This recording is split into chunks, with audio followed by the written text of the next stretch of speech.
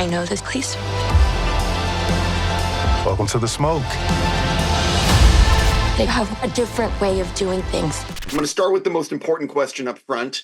Which of you took the hoverboard, whatever that thing is called, home? You know, it was really kind of just a really flimsy piece of foam, to be honest with you. I hate to spoil. Well, there were two. Vision. There was a light one that was made of foam. Yeah. And then there was one that was a little bit heftier. But, I mean, it doesn't actually fly. So it's like, what are you going to do with that? So we did not take that home. No, we didn't. I was going to say, I'm obsessed with borrowing things from set with every intention of bringing it back. Uh-huh. I get all my socks from set. I've never bought socks. Huh. Well, I've not, okay, Wait, not never, but like not in recent years. By the way, this is the stuff that I would probably do. I would have a problem. Love it. That's so funny. Like, what? Yeah, this is what you do. So listen, one of the things after I watched the movie that I thought about was the fact that, like, even if people knew this was what happened after getting the surgery, like, a scary amount of people would actually still sign up for it. Yeah. Just because of the way we've become obsessed with beauty and everything else. Do you agree with me or disagree? I think I actually do think you're correct. Yeah. There. I think there would, yeah. But I also think, you know, what the movie is about, it's not trying to condemn surgery and it's not trying to glamorize it.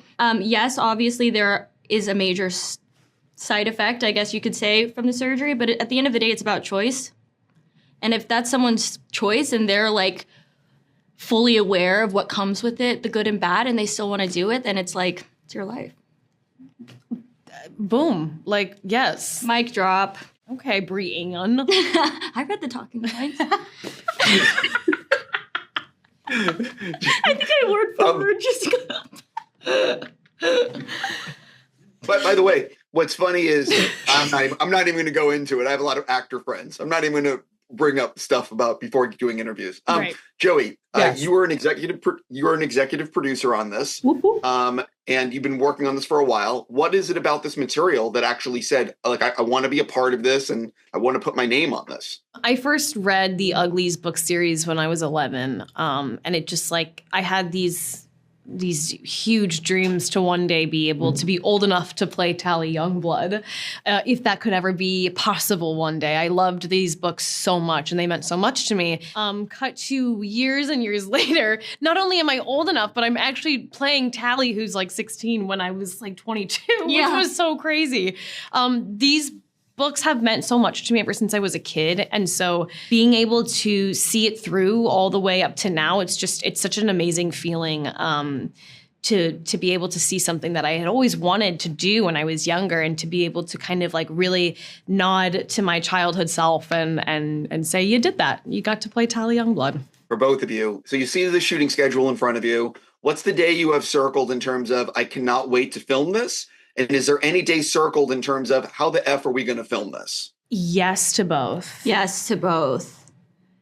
One that was kind of like scary for me, and just like with all the anticipation gave me a lot of nerves, was when Shay gets the surgery against her will and she becomes pretty. And, you know, majority of the movie, Shay is kind of a little more rugged, a little bit more tomboyish and natural. And so to make that shift, and we did a lot to make that transformation very apparent in terms of physically and makeup, all that stuff. I was just a little nervous about that, because also for me as Brianne and not as Shay, to look in the mirror at that transformed version of myself was very jarring. Yeah, I remember that was like wild. I was like, oh my God, what am I doing? But we, you know, obviously it was supported. We got through it, and I think it turned out great, but that was scary. For me, something I was like really excited to film. It was usually anything we got to do together. I know. We had so much fun together. So every time I would look at the call sheet and be like, it was a scene with Brianne and I'd be like, oh, thank God. Oh, thank God. I'm so excited. Thank goodness. But anything that I was like nervous to film, yeah, sure. There was like a number of things. I was like, how are we going to do that? And some of the stuff that I was like curious how we were going to pull off was like the journey to the smoke, Tally's journey to the smoke. But I think it all turned out pretty good. Pretty good. As you said, this is based on a book series, a very popular book series. Have you guys talked at all about like what could be a sequel or where this could all go? There's more than one book. Had no idea. Had no idea. Wait. Wow. Dude. They should call it Pretty. We should maybe, do you want to read it together? We co-read it? Let's just have a book club. We've I never love read that. it. To answer your question, I think we're just really excited to see kind of how this one resonates with people, how it does, and how, the world receives it, and we'll see what happens, Yeah. So for both of you, you've both done other projects. What shot or sequence in your career was the toughest to pull off, whether because of dialogue, a camera move, whatever it may be? Is there one that really stands out for you? There's a couple that come to my mind, but one that really comes to the forefront of my mind because when you're a kid and everything's such a big deal because you're a kid, you haven't had a ton of life experience. When I filmed Ramona and Beezus, there was this scene that I was so nervous for, where my baby sister, I was feeding her and she spit peas back into my face. And I remember I was so nervous to film it because they used an air compressor to blow this peas in my face. And I was so scared of it. For some reason, I was it's gonna hurt or it's gonna surprise me, or I don't know. I just was so nervous about that. The anticipation was so high that the director did it first to show me that it was okay. And I did it, and I was so proud of I almost cried. I was so scared. Aww. And but now I'm looking back, I'm that's so funny.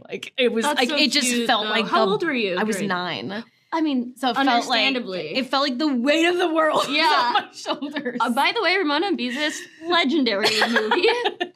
Pure cinema, truly. Oh, thank you. When I played Margot in I Know What You Did Last Summer, she was an influencer. Yeah. So she would kind of, just sit in front of the camera and talk and sometimes rant. And there was one rant in particular that was just so long. And I'm just there talking into the camera, just saying the whole thing. And it was hard because obviously I wanted to remember all my lines, but no one's feeding back to you. And That you're is kind of so just hard. psychotically to be fair, she was a crazy character. But she would just kind of stare into the camera and talk. And it was a little scary, but fun. I got to stop there. I'm just going to... I got to stop. I'm just going to say I really do hope it's a huge hit for you guys, and thank you for giving me your time. Thank you so Thank much. you So nice to talk to you. Nice to talk to you. Have a great day. You too.